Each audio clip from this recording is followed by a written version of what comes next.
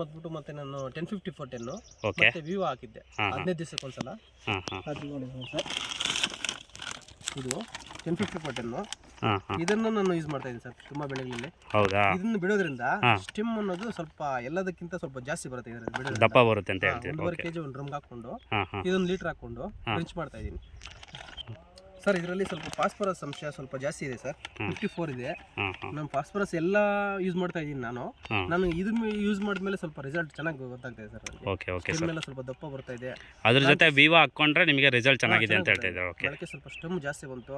ಇವಾಗ ನೋಡಿ ಈ ಸ್ಟೇಜ್ಗೆ ನಂದು ಎಷ್ಟು ಫ್ಲವರ್ಸ್ ಇದೆಯಾ, ಎಷ್ಟು ಕ್ರಾಪ್ ಇದೆ ಇಲ್ಲಿ ಬರೀ ಸರ್. ಫ್ಲವರ್ಸ್ ಎಲ್ಲ ನೋಡಿ ಎಷ್ಟು ಬ್ರಾಂಚಸ್ ಐತು ನೋಡಿ, ಕಾಣಿಸೋದೇ ಇಲ್ಲ ಗಿಡ.